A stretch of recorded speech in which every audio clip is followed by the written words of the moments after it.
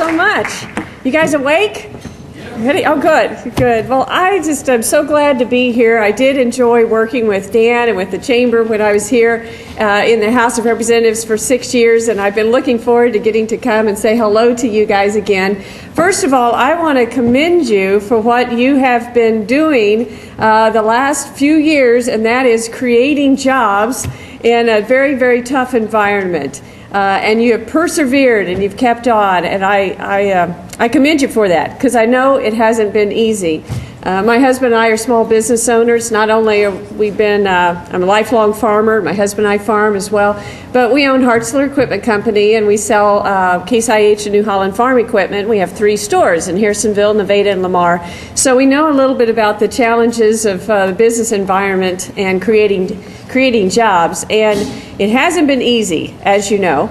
Not only have we had the tough economic times of the recession to deal with, but we've had an administration in Washington, D.C. that has not been friendly to jobs.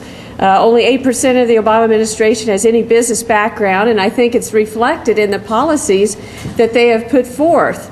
Not only have they wanted to impose, like healthcare mandates on businesses, increasing our cost, but the huge regulatory burden is just unbelievable. And I know, as I talk with businesses every week, and have for a couple of years now in the campaign, and now as I represent businesses in the 4th District, they just tell me over and over horror stories of various government bureaucracies that are coming into their businesses and making it very, very difficult for them to continue to function.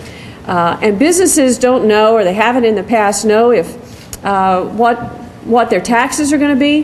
They haven't known what their energy costs are going to be because of the threat of cap and tax. They haven't known what regulations are going to come in, if they're going to be regulated to death, taxed to death, taken over, or just totally hurt in some way. And it's been very, very, very difficult. We had the Dodd-Frank bill passed, which has made credit uncertain, difficult. And you put all these things together, whether it's cap and tax, healthcare bill, the regulatory environment, and it's created an environment of uncertainty.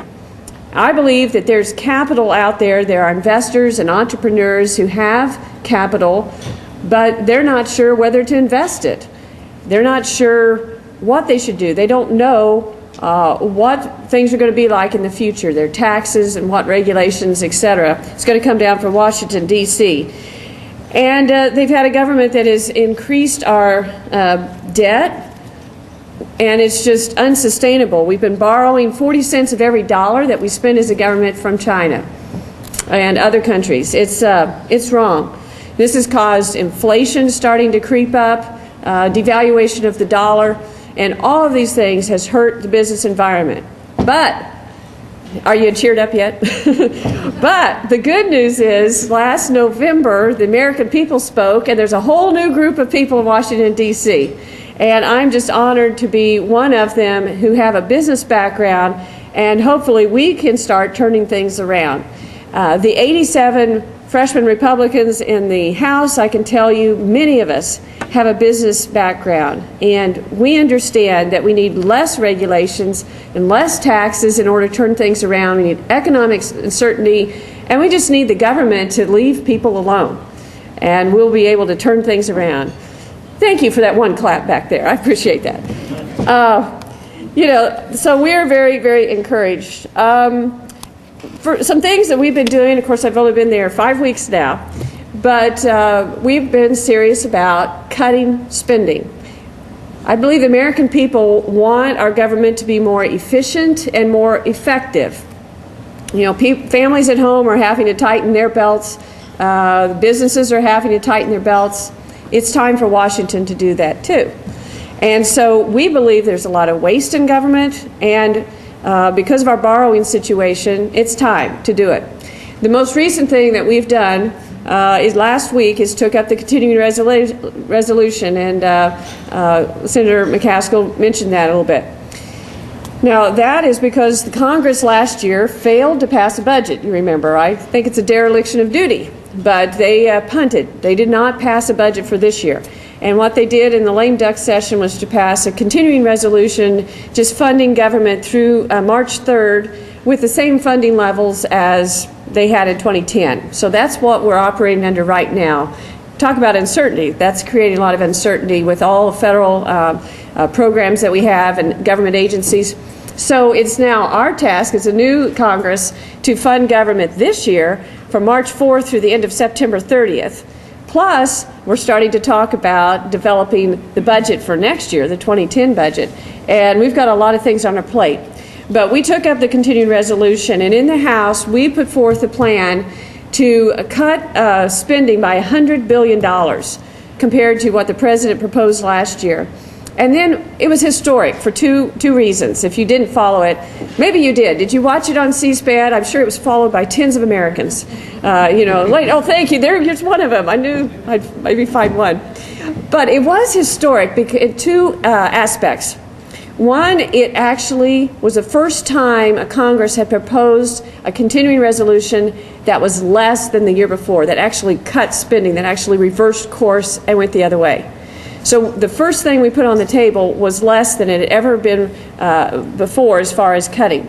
But the second thing that was historic is that Speaker John Boehner believes that the founders of this country wanted their Congress to have an opportunity to have open debate on topics and to be able to offer amendments.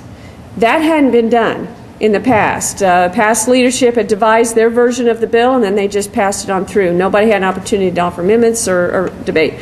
So it was an interesting process. This is something that's very important to all of us. So we had over 500 amendments offered to this, and some of them went further, wanted to talk about specific programs and aspects of government, saying, hey, maybe this shouldn't be done at the federal level. Others say, no, we need to put more money in that. So we had about 100 hours of debate and very short nights, but we got through it, and it was a good feeling. You knew that you'd been part of the American process, and representatives from all over this country had an opportunity to have a say and to represent their district. And we walked off the floor at 4:45 in the morning, a week ago Saturday, but we had passed this continuing resolution and sent it over to the Senate. And that continuing resolution does a lot of things. It answers the questions in my mind that what should the federal government be doing? The questions I ask, or the matrix I use, is 1, is it constitutional? 2, is it needed? 3, is it effective? And 4, is it efficient? And if it's not, I believe it should be reformed, revised, or repealed. There's a lot of things the federal government should be doing is doing that shouldn't be doing. It's better done at the state level or local level among private individuals. So we cut such things as paying for the needle exchange programs for drug addicts in New York City.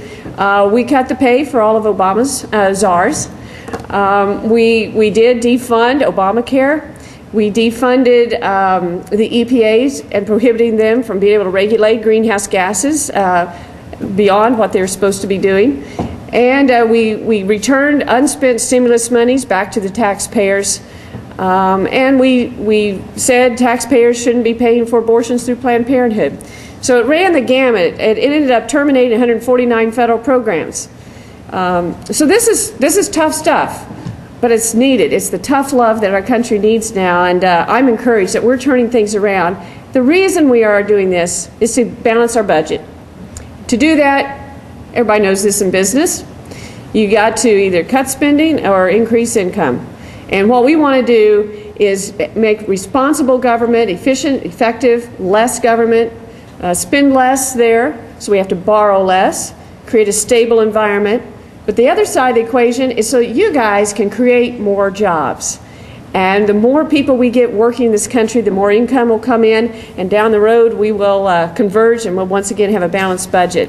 I'm a sponsor of the Federal Balanced Budget Amendment. Of course, in Missouri, Constitution, we have that. That's what you see going on at the Capitol now. They're having to make those tough calls, but balance the budget.